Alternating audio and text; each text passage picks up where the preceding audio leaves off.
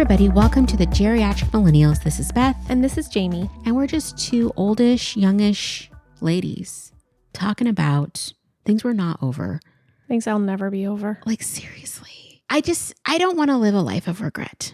And yet, it's part of life. It's part of There's life. There's going to be some. And I need to recognize that there are things I'm not over that were great, good, fantastic.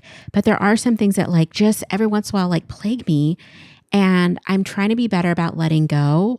But it's really hard because some of the stuff I feel was like fork in the road type of thing would have changed my life for the better. Oh, 100%. And it makes me sad.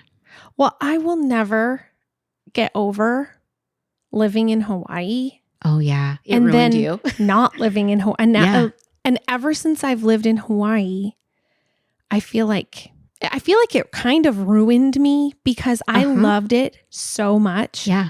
And I loved living there. And that's the only place that I've had that experience where I just really was very content and happy to be there and never really didn't want to live there. I just really liked it. I really loved it. It was so beautiful and it was year round and it was just right there. And it was just part of my life was just this. I'm talking about the beach. I'm talking about amazing hiking, just beautiful weather, no snakes, hardly any bugs. I mean, it was just so beautiful. And I was there when I had a couple of my babies. Yeah. Like we moved there when I was pregnant with my second child. My first was almost 2. And so he turned 2 and I had another baby and then I had another baby. So I was in the season of little young infants and toddlers and I still loved it. Cause I mean, that's a tough season of life just in general, no matter where you live. But I felt like I was really able to enjoy living in Hawaii. And I mean, we had a membership to the, what was it called? The aquarium place with like the sea life, whatever. Yeah. So I could just take them anytime we're bored. We could just go there, you know, and the zoo had a membership at the zoo, which again, which I have mixed feelings about zoos and aquarium type places where animals are kept in captivity and all of that. But they also do a lot of rescues and they do a lot of, it was so educational for my kids and really like things like that. And I know you can have that in different places, although I've never lived anywhere else where that was an option. And of course the beach, I mean, it just, everything about it I loved. And then when we left, I feel like I just mourned and missed it ever since. It's like it ruined me. Like nothing is ever as good. I think you really flourished there though. Like it was like such a unique season of life and you guys were there for so long. We were there for almost 5 years. Yeah. My husband was working nights though. And he got burnt out. That was really tough. That was the one really tough part about living there because it's just not natural to be working nights and sleeping during the day and just like ongoing, you know? So that part was tough, particularly for him. And there's a variety of reasons why we left. Mostly was because he was burnt out and wanted, had some dreams about doing other things. And anyways, I think at this point, I think both of us kind of regret that choice in some ways to leave, even though it was the right choice at that time, or it felt like it was. And so I don't know, maybe one day we'll live there again. I don't know, but I will forever miss it. And I will forever be sad that I don't live in Hawaii. To bring it back to me, visiting you in Hawaii was like one of the only vacations I've ever taken in my life. Really? Yeah. And I thought it was amazing because it's like, it really changed the way I saw you as a friend. Because before that trip, I had always put you in a box of like, you're my friend's friend. Yeah. Even though we were friends, like it felt like I couldn't cross certain boundaries with you of like, sounds like intimacy boundaries, but just like having that more intimate friendship and like closer friendship. Cause I felt like I was betraying the friend that introduced me to you a little bit.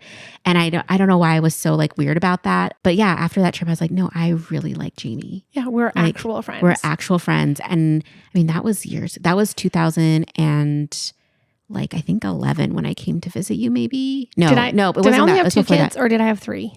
I think I might have only had 2. I think you only had 2 at the time.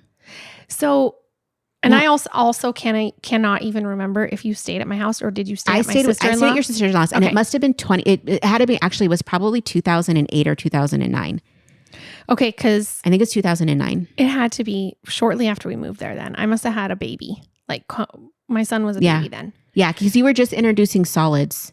I remember because you had a chart on your wall about like when you could introduce different solids to the baby, and like you were like on banana or something like that. I don't even remember that. Yeah. Oh my gosh. Okay. Yeah. So he was sitting at your apartment. Yeah. He was born at the end of 2009. Yeah. So it was probably early 2010. Yeah. Yeah. I don't even honestly, like, I can't even remember like the exact, obviously I'm old now and the dates, but yeah, I just remember it's like such a beautiful time, and it was like it was just one of those like mile markers in my life for like our friendship and like what it was going to become. And so it was like really pleasant memories too. I love that. I love that you came there too and saw where we lived in. Oh my gosh. I love spending time in my friends' spaces. You know what I mean? Yeah. It kind of makes me think of this time. Like something I actually honestly regret was I had a really hard time living in the town I lived in because it was very much not diverse. It just felt very limited to me. I didn't get a lot of attention from dudes. Like, it was just different for me, like than some of my counterparts. And I know everybody has their stuff, but it just added a layer when it's like there's 3 Black kids at the school type of thing. And it just adds a layer. And anyway, I remember my girlfriends and I, we went on a senior trip to Disneyland, and we went to like the beaches and stuff. It wasn't great for me. I'm not a great traveler after stressful things. So like graduation was like a lot for me, graduating high school. Like it was like a big moment, I think, like for most people. And it was a lot of emotions. And literally like we left like 2 days after or something. So it was just like, it was too close to all of that big emotion. So I was kind of on the outs with my friends, and I was kind of a little hooch during that time, but YOLO, what are you going to do? It was a big group of girls. I think there were 7 of us. And it always seemed to be like one of us was kind of on the outs at any given time. And like, perfect, mine is during this trip. But one of the days that we weren't at Disney, we ended up going to like a beach. I think I don't even remember. I want to say Huntington Beach, but I feel like that beach is notoriously like racist, maybe. I can't remember. I know some of the beaches down there are like not friendly. But my friends and I go, and we're like 7 girls on the beach, and there's not a lot of people there at the time. And the surfer guy comes up and starts talking to us. And he's just like a little bit older than us. And he's just like a cute surfer boy, like, okay. I don't know. He had like brown floppy hair, and he's like this skinny but cute kid, and blah, blah, blah. And a few of my girlfriends, they went and they were like going to get drinks or something. And like, I was just sitting on the beach, and he just kept talking to me and this other friend. And I was always like the girl that like, I'm making them laugh. I'm doing the things, I'm flirting and stuff, but they're not like after me. They're after my friend that's in the bikini next to me. And I'm in, a shirt and shorts that I bought at Disney because I forgot to buy shorts. So I brought in some boxers. I'm like, these are choices, but I made them. Anywho, nanny. So we're talking, and like a couple of my other friends leave. And like, he's just, I think ended up like most people like went to the bathroom or something. And he's like looking like, hey, do you want to just go surfing right now? What? And he's just like, I realized after the fact, he was being very flirty with me, and he was just like talking, and he's like, do you want to try surfing? And I could take you out, blah, blah, blah. And I was like, oh my gosh, I don't think I shaved close enough, and he's going to be right behind me. And I felt so like uncomfortable in my body, and I wasn't wearing like swim trunks or anything. I was just wearing like boxers, and I was going to take off my whole swimsuit, and I was wearing a swimsuit that was like a couple years old. And because I'm a horrible packer and I don't plan my fashion, I'm just like, just go. And I just was like, no. And he's like, come on, it'll be so fun. And then we just talked for a really long time, and he's talking about the future and stuff, and like what he wanted to do. And we were just having this great conversation. I remember it went on for a really long time, and I just said no. And you regret that. And I regret it. I regret not taking some of those opportunities to just like get out of my comfort zone and just try something. Go surfing with a cute boy on my senior trip when none of the other girls were getting asked that, which I do think caused some conflicted friction, because it's like, how dare you want the fat one? Like, how dare you? I'm the cute one kind of mentality with some of them. But yeah, I was just like that. I wish I would have gone surfing, but I think I remember, I think he said he was going to become a pilot, or he was going to go to college for something. So I hope he's doing great. Have no idea what his name is, anything. He just lives in my head as like sitting on the beach with me with this cute surfer boy. I love that. Yeah. I love that. Anyway, it was very sweet. But yeah, regrets. Totally. I remembered just recently, I came across this thing that was all about nostalgic things, and from the 80s. And there was this, one of the items was was this body spray called Malibu Musk. Oh yeah. And I had that. And when we moved to Belize, I had that and I would wear it. And I really loved the scent. And all my friends that I still am friends with, they remember how that smelled too. And they associate it with me. Well, I couldn't, for whatever reason, it just, I probably didn't have access to it. I couldn't purchase it there. And then I ran out and then that was it. And then they discontinued it because I tried to find it just recently and they don't make it. And I think they stopped making it like a very, very long time ago. And I don't even know if I smelled it, if I would recognize or remember the smell. I just know that I loved it when I was very, very young.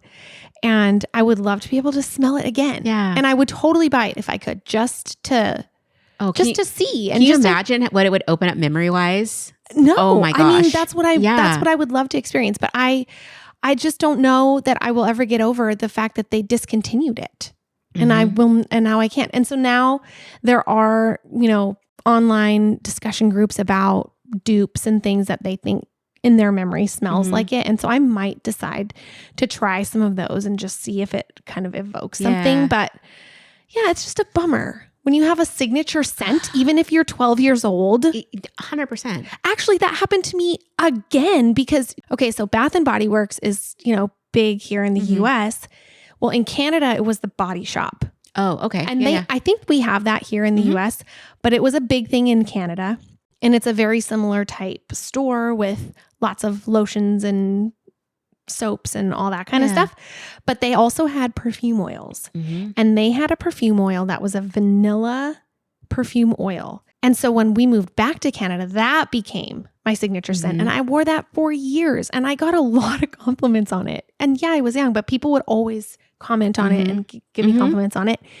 And they stopped making it. And I couldn't buy it. I was so bummed. And nothing has ever smelled the same as that. Because I have tried different vanilla perfumes and perfume oils, and they're not the same. And I want the Body Shop perfume oil from the 90s. That's what I want. I will not get over it. Oh, and and there's literally nothing you can do. No. So they kept, I don't know, 3 or 4 of their body oils or perfume oils, and the rest they got rid of because there was a few that I liked because I also really liked Fuzzy Peach. And so those were kind of my 2 that I would alternate. And I remember this one time, this guy, he totally had a crush on me. And it was so funny because I didn't really like him, but I knew he liked me. And so he would talk to me. Okay, so we were on this music thing at church together. Yeah. And so he'd give me a ride. Okay. And I will never forget him saying, and I thought it was so dorky. And I was such a little brat about it. But he was like, so I'm in the car and we're driving. He's like, so I'm guessing the vanilla I'm smelling is you? And I was like, what a line. I know. And I was like, nope. Oh, I was like, it's Fuzzy Peach. And I was just such a brat, but I was just like, nope, I don't know where you're, what? Yeah. Anyway, the way I said it down, I totally, but I had such an attitude. I was like, nope, it's not me. It's Fuzzy Peach. I don't know. I just had this attitude and, but still, I'll just never get over that I cannot access that scent. All of those scents, Malibu Musk, vanilla, Body Shop vanilla, body oil, and Fuzzy Peach. Come on. I mean, perfume oil, not body oil. You talking about the smell and just a discontinued product. There's a product that I'm devastated about, especially this time of year, and it's pudding pops. Oh my gosh. Jell-O pudding pops were one of the best things ever. And you got chocolate, vanilla, and chocolate vanilla swirl. And vanilla swirl is my favorite, followed by vanilla and then chocolate. And to this day, I'll be like, you know what sounds good right now? A pudding pop. You know what I can't have? A pudding pop. And I love them. Have you ever tried making them? No, and I found some dupes. I found something on like TikTok where you can make one, and I could try it, but I honestly just want to go buy it. And I just want to like have it be that perfect consistency and sit on a hot day and just get into a pudding pop. And I can remember opening my parents' freezer, getting the pudding pop, opening the white packaging, smelling the pudding pop, it's the perfect shape for your mouth. It has this nice oblong flatness to it that just situates itself so nicely on the tongue. And the flavor was perfect. It was sweet, not too sweet. I loved it. I wish I would have been able to eat one at some point. Because I don't think I ever did. Yeah. And I don't know if I wish they would bring them back for nostalgia's sake. They were so closely related to Bill Cosby. I don't know if they ever would or could. Yeah. But I think that, as millennials continue to just get older and older and older, and, we have these like throwbacks to when we were young, let's bring some of that back, I see that they're bringing back, there's a company called like Retro Candy or something. And they're bringing back like some of like the candy that like was our candy that's gone, like the Altoid sours, or I don't remember. Altoid had like a fruity one and they brought it back, and I was like a citrus one. And I remember loving that. And I think they brought that back, and they have some other things. I'm like, yes, bring back the scents, the tastes, the things that we loved. Yeah. I will pay my money. Can I have some black jawbreakers, please? Oh my gosh, a black jawbreaker. What is it? Licorice? You don't. Yes. Okay, nice. I mean, yeah, I'm with you. Yeah, I feel the same way at Gatorade gum. Gatorade had this gum, and I don't think I tried it. It was one of my favorite gums ever. The flavor lasted about 0.2 seconds. It was kind of like the fruit stripe gum. Okay. Yeah. Where it's just like the flavor was gone so fast, but it was so good that I didn't care. And I can just smell it right now. And it just feels like summer and being like 9 years old and living my best life. And I need that in my life now. I know. And I'm not over it. No. I feel like I just need to take a moment to just mourn. It's so sad. So many things. So many things to regret and not be over. Yeah. I will never be over the birth of my first child. It was traumatic. It was very traumatic and horrific. Yeah. And I don't want to go into too much detail, but I will go into a little bit of detail. Shoot, I'm having flashbacks just hearing you talk about it. I will never be over it. And my body will never be over it. And I probably could have sued the doctor for like malpractice or something, just because, or not malpractice, I don't know, for something, because he really rushed it. Mm-hmm. He rushed it, and he gave me an episiotomy that was unnecessary, and it was terrible, and it just tore everything, and it was a horrible mess. And then it was like not repaired properly, and then I had to have another surgery when my baby was 4 months old, because I had to wait till I healed enough to then be again like dealt with. Yes, like repaired and all of that. It was a terrible experience. I mean, my baby was fine, and I mean we're alive, and there's a lot of positives, but the actual birth story is just something I will never get over. And it didn't have to go like that. And I wish that I would have known more then, obviously, and I would have just done things differently. And you can never go back. But I don't think I'll ever be over it. And then after that, I had C-sections because of how much trauma there was involved. And I'm so grateful that we have the science, we have the medical support to be able to do things like C-sections now. And like my kids are fine and I'm fine. But that first like horrific experience was so traumatic, and I just will never get over it. It's amazing how that stuff just lives with you. You Yeah. know what I mean? And it's like, you can, it's so funny how like, at least for me, sometimes I try to logic that stuff like, yeah, it sucked and this and that, but I got through it.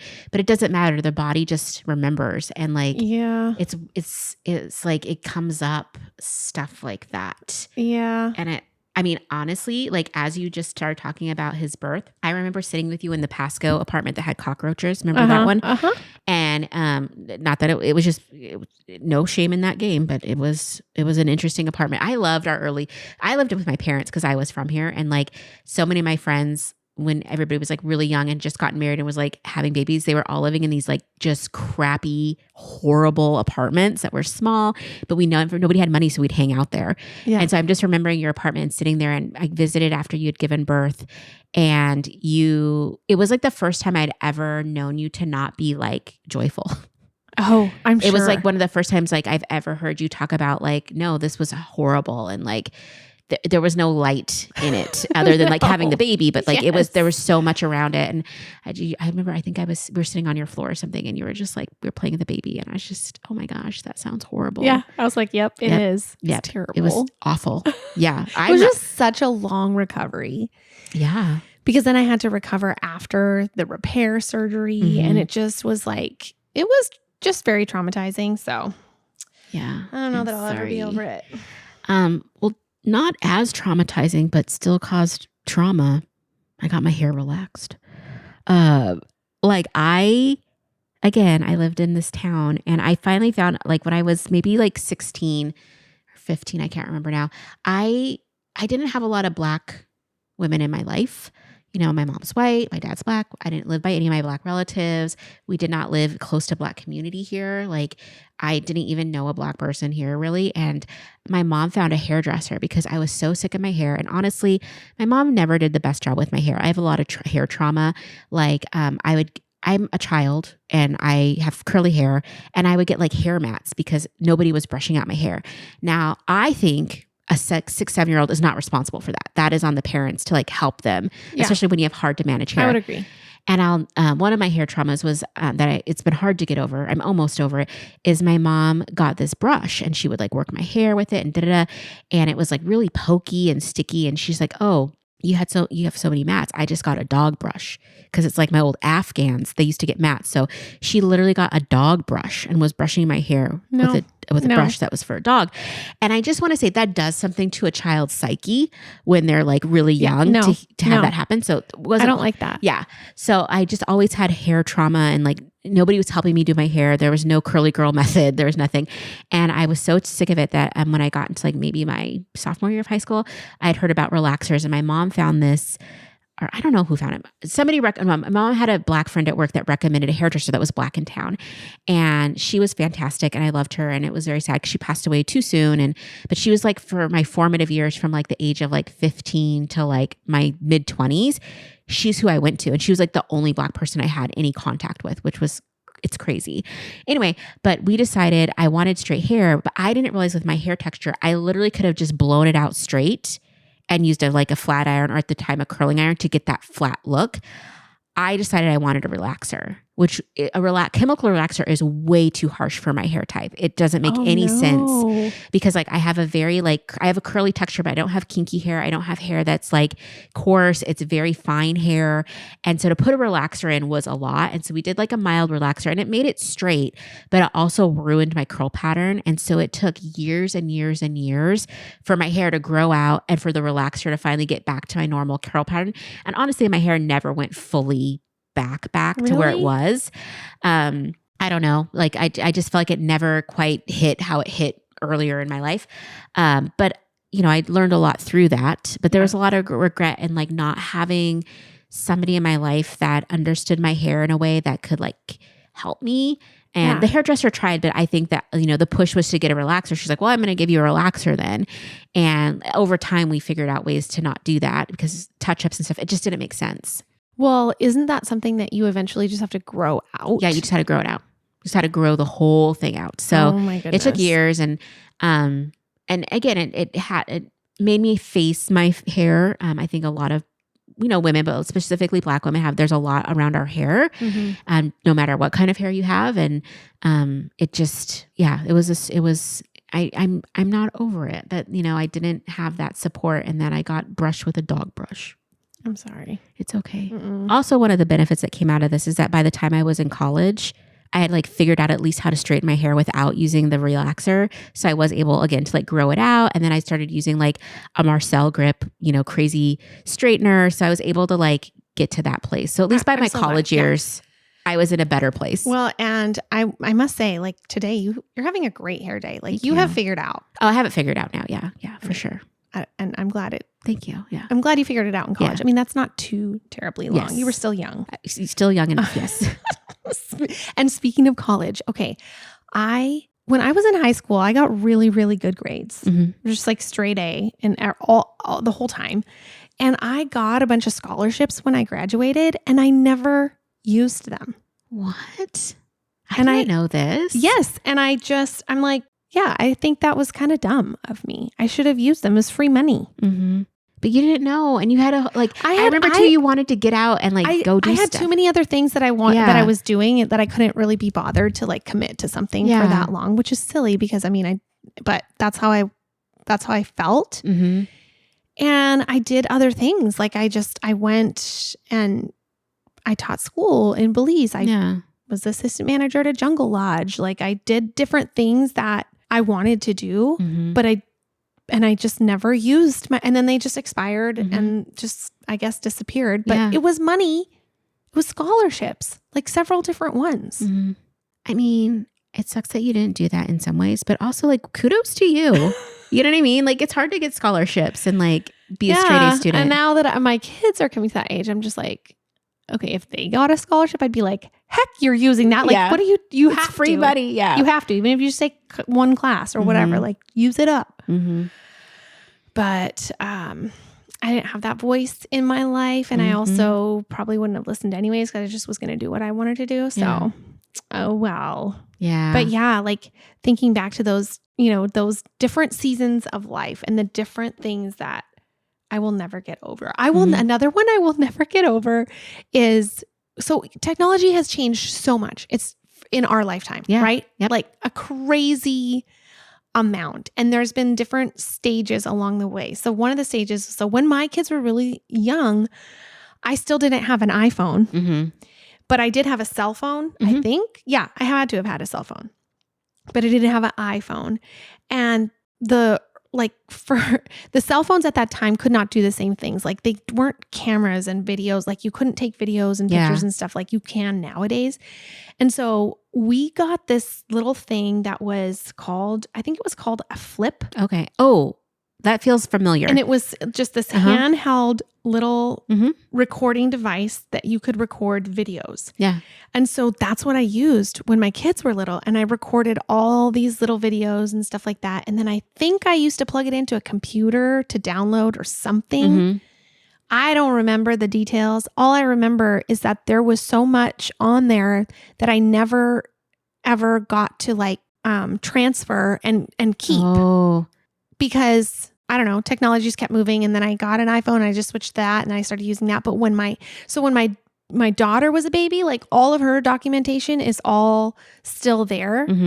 But this documentation of my boys when they were really little was all on this flip thing. I don't know where it is. I don't know where any of the videos are or anything like that. And I don't think I'll get over that. I know. Oh, that sucks. I'm sorry. I know. Beth, you're going to shake your head at me. Probably. And so is anyone who's been listening to this podcast for any length of time, because I will never get over the Mid-Columbia Library. Oh my gosh. Good Lord. Revoking my membership because I don't live in the designated city anymore. And even though the Tri-Cities are one.